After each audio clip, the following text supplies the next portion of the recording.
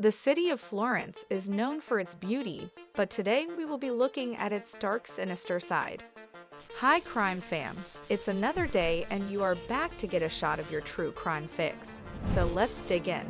For 20 years, a serial murderer stalked the peaceful countryside, preying on couples. Despite killing over 14 people, he was never apprehended. He was known as Il Mostro, or the Florence Monster. Between 1974 and 1985, 14 persons, 7 couples, were killed. They were all in parked automobiles, having private time in the lonely hills outside Florence. More than 100,000 males have been probed by the local police throughout the years. False allegations and rumors have ripped apart and destroyed people's lives. Il Mostro, on the other hand, is still at large. Il Mostro, unlike many serial murderers, was not a voracious beast driven to strike again and again and again in quick succession. Indeed, until the third crime site was uncovered in June 1981, the police had no notion they were dealing with a serial killer. A passerby discovered the bodies of a young couple outside a historic castle in the Tuscan countryside, surrounded by vineyards and olive trees. The youngster sat in the driver's seat of his automobile. The only sign that he wasn't sleeping well was a black bruise on his temple, along with a smashed window, but the daughter was not so fortunate. Her corpse lay just a few feet away, at the base of a natural embankment surrounded with wildflowers. She was nude as she laid on her back. She, too, had been shot in the head. Her lips had been smudged by a gold necklace that had dropped from her neck. Her vagina had been taken with a knife by the assassin. There was no evidence of a struggle or a brawl. A reporter who came on the scene commented on how frigid it felt, as if it were a meticulously planned museum display. The officer's first thought was that it was a guy. They reasoned that the crime was sexual since the girl's genitals had been mutilated. However, the medical expert discovered no evidence of sexual assault. Quite the contrary, in fact. The killer had avoided touching the body until the time he hacked her apart with his knife, according to the report. Even the mutilation was done with frigid precision. The killer had so meticulously hacked the girl apart that the medical report concluded he was almost certainly a surgeon, or even a butcher. The knife was also unusual. The girl's ripped skin revealed a distinct notch on the blade, similar to that found on a dive knife. The cops were baffled. Spezzi, the journalist, produced an article that created quite a stir in the city. The newspaper has also combed through its archives for comparable cases that were linked to this murder. There was an uncanny resemblance to a double murder in 1974. The killer had attacked a couple on a deserted road outside of Florence, just like he had done previously. The child and the girl had both been shot. On one occasion, the killer stabbed the girl 97 times and sexually abused her with a grapevine stem. When the authorities investigated this murder again, they discovered that the shell cases from both crime scenes matched. They were both fired by the same gun. Both sets of bullets, copper-jacketed Winchester-type H rounds, originated from the same box and were very probably shot by the same Beretta, a .22 caliber rifle with a faulty firing pin. The finding began to remove the veil on the dark, sordid side of life in Florence's lovely city. Most individuals in Italy live with their parents until they marry. This is becoming less true in current times, but it was certainly true in the 1970s and 1980s. As a result, when a young couple wanted to enjoy an intimate moment, they would frequently drive out into the countryside and spend time alone together in their automobile. However, because the practice was so widespread, it gave birth to a group of persons who pursued these couples. Gli Indiani, Italian for the Indians, would snoop over the countryside, catching glimpses of private moments. They wouldn't always just stand there and watch. The Indiani has sophisticated recording equipment and even night vision goggles. Naturally, Indiani was named as the prime suspect in the case. Acting quickly and anxious not to be perceived as sluggish and inept, the police apprehended one of these individuals and declared him the murderer. However, a few months later, on a quiet October night, Il Mostro murdered once again. On a moonless night, he used the same Beretta to murder a young couple. He took a knife to the girl once again and surgically removed her vagina. The killings were not simply front-page news in Florence this time. Italy as a whole began to obsess. One suspect was a clergyman who frequently visited prostitutes. Instead of approaching them for intercourse, he would request that they shave their pubic hair. He, like hundreds of others, was fired. For months, the press was rife with conjecture. Florentines were not used to such brutality. Around this period, the killer was called Il Mostro di Florence, the Florence Monster. But as the media churned out story after article, the police sifted through hundreds of suspects, and young couples were too afraid to travel into the countryside. The killer seemed to vanish. Every lead had gone cold, and every suspect had an alibi. Il Mostro vanished, but the monster wasn't finished yet. He waited and waited, and 8 months passed. There was another moonless night in June 1982, after the uproar had gone down a little. Paolo Mainardi and Antonella Miglerini had gotten married. They were so in love, so inseparable, that their friends mocked them by calling them Vinival, a well-known brand of superglue. They drove out into the countryside since they couldn't wait for their wedding. They were aware of Il Mostro, though, and parked their automobile at an area visible from the main road. Friends remembered seeing the couple's automobile stopped by the side of the road, but it didn't assist them. Il Mostro tracked them down and attacked. The same Beretta was used once more. Antonella was slain when shots were fired. Mainardi, on the other hand, was simply injured. He fiddled with the ignition, started the automobile, and attempted to flee. Mainardi sped backwards, putting the vehicle in reverse and bleeding from the bullet wound. The vehicle collided with a ditch and became immobilized. The automobile couldn't move because the wheels were spinning. Mainardi was suffocating close to his deceased fiancée, car's headlights to obscure it from oncoming traffic. Whereas he could have taken the truck to a more remote location, the young man's heroic efforts had rendered this impossible. Then he bolted. Il Mostro had been foiled for the first time. He didn't have time to cut open his victims' genitals or arrange their bodies in a heartless theatrical performance. He ran away. A passing motorist noticed the stranded vehicle and stopped to assist. When he noticed the young couple was peppered with gunfire, he dialed 911. Mainardi was still alive and well. It was the only time a victim lived long enough to visit a hospital. However, Mainardi died from his wounds before he could respond to any inquiries. He was finally apprehended by Il Mostro. The case took an unusual turn at this time. The state prosecutor, Silvia Della Monica, attempted to dupe Il Mostro. She made up a tale, telling the press that the young guy had survived long enough to speak a few words.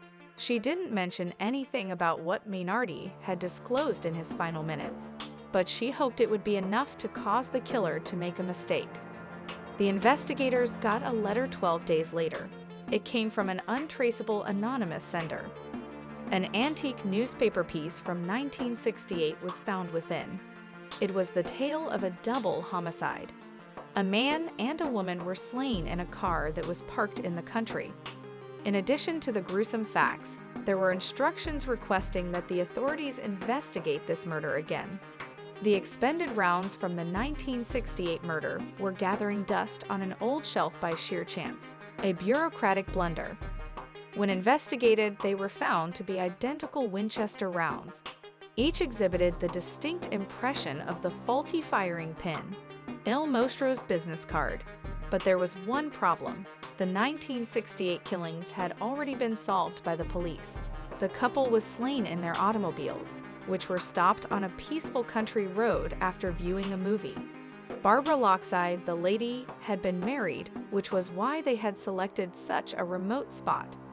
Following a battery of chemical testing, Lockside's husband, an immigrant from Sardinia called Stefano Miele, sobbed and confessed to the murder of his wife and her boyfriend. The cops assumed it was a simple case. The newspaper clipping made them question everything. Miel had been in jail when the monster first came to their attention in 1981, and he remained in Verona ever since he'd been freed. He had a perfect alibi. Miel was caught in the eye of a hurricane. Suddenly, the whole Italian press was eager to interview him.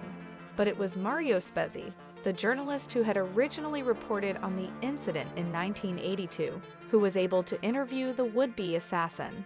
Stefano Miel was a scared little man with decaying teeth on his head.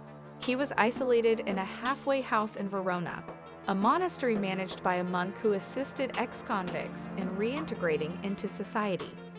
Miel's statements were incoherent and difficult to understand when Spezzi interviewed him. Until the very end, the interview was pointless. Miel asked that the cops find the Beretta as Spezzi was departing. "Find the pistol," he pleaded, "or there'll be more killings. They will keep killing." Miel forewarned. Spezzi was hit. Something about the term "they had him thinking." As he began to reflect on the interview, he came upon a fresh idea, one that the police had never considered. The journalist reasoned that Miel had not been alone that night in 1968. The double murder had been a clan homicide rather than a crime of passion. Miel's Sardinian colleagues had been implicated and, according to Spezzi, had grown so in love with murder that they had converted into il mostro. They'd used the same Beretta each time. Spezzi developed his idea, which was quickly seized by the authorities. They were at a loss for what to do because they couldn't figure out how to stop this creature. As a result, the Sardinian connection was born. 3 brothers, all from Sardinia, were present. Francesco, Salvador, and Giovanni Vinci were their names. According to the police theory, all of the males were present during Barbara Loxai's murder. Everyone has thought of themselves as Barbara Loxai's lover at some point.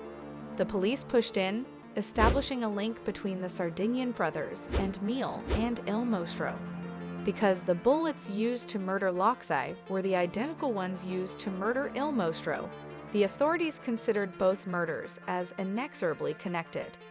Francesco Vinci was apprehended. But with Francesco imprisoned, the assassin struck again in September 1983. This time, the victims were a German couple. Their Volkswagen camper had been parked in a remote location. The assassin crept up on them in the dead of night. He shot both of them and approached the bodies, intending to mutilate the woman's body. But there was no woman there, only 2 males, one of whom had beautiful blonde hair. Il Mostro, enraged, departed the area, but not before discovering a magazine containing gay erotica. He ripped it to bits and flung the shards around the olive grove. The bloodlust of Il Mostro had been thwarted. Despite the fresh killings, police refused to release Francesco Vinci. They suspected his relatives had used the Beretta to put the cops off guard. The authorities detained Antonio Vinci after concluding that the Vinci family knew who killed Leonardo da Vinci, but they were unable to convince him to talk.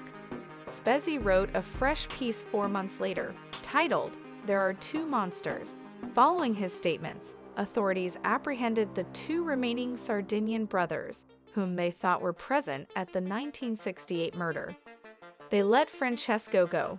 They suspected that the Sardinians on the outside had committed another murder with the same pistol in order to cover up their brother's misdeeds. The authorities interrogated the 2 Sardinians for months, the whole winter.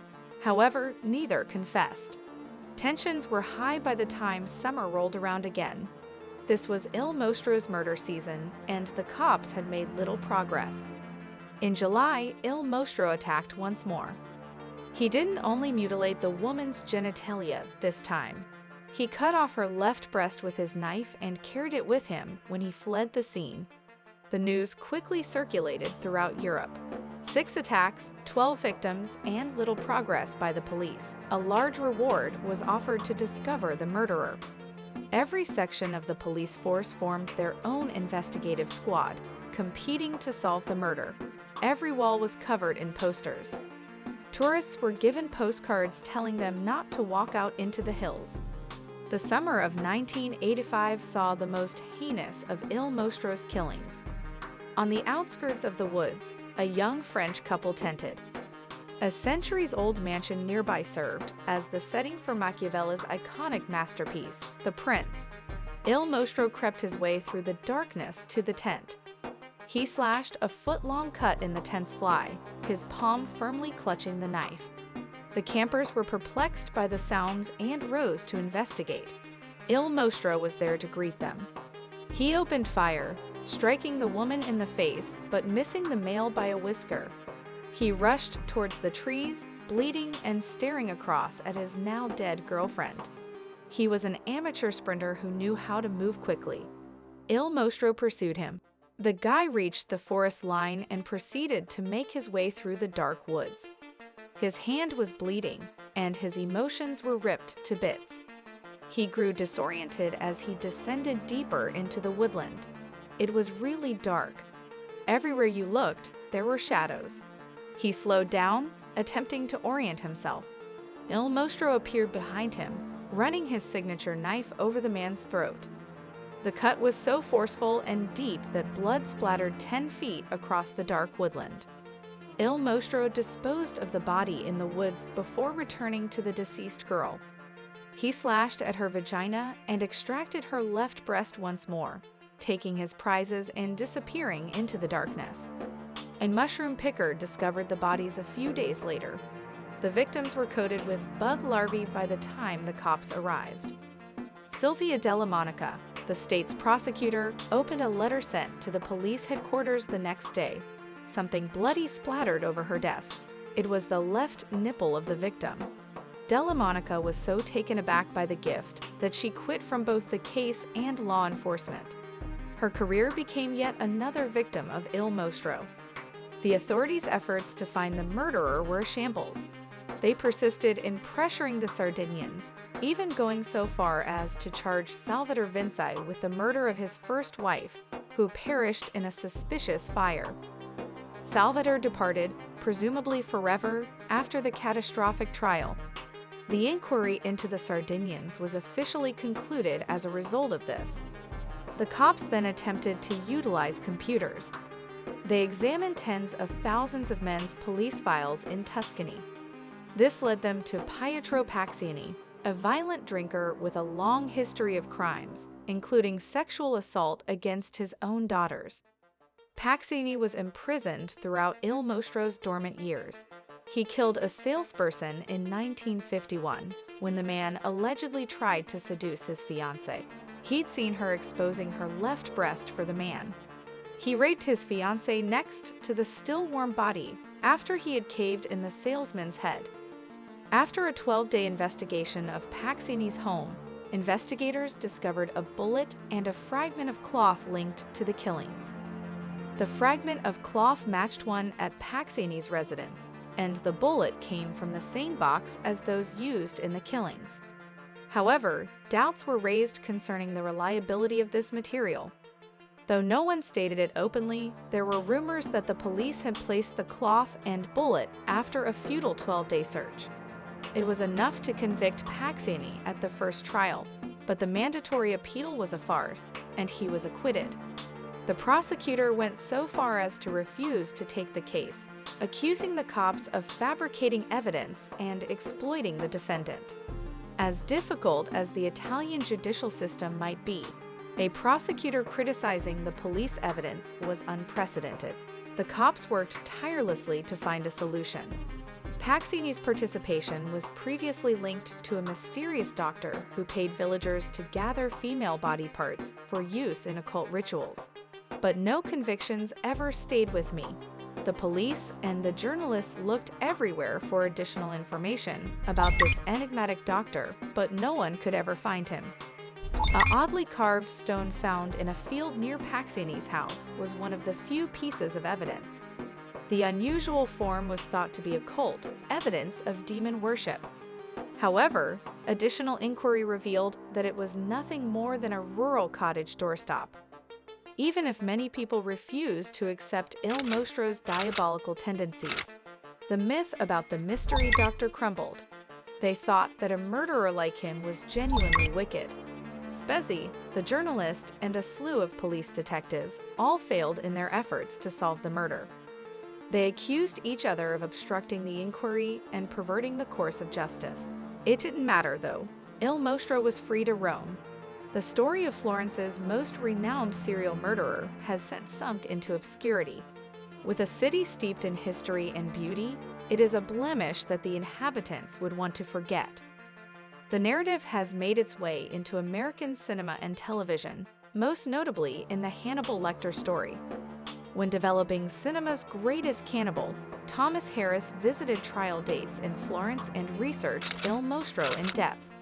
Someone out there, though, knows more about Il Mostro's identity. Until they come forward, Italy's most notorious serial killer remains at large. That was it for today's video, so be sure to guard your left breast when next you visit the city. Like, share, subscribe, and let us know what case you want to see next.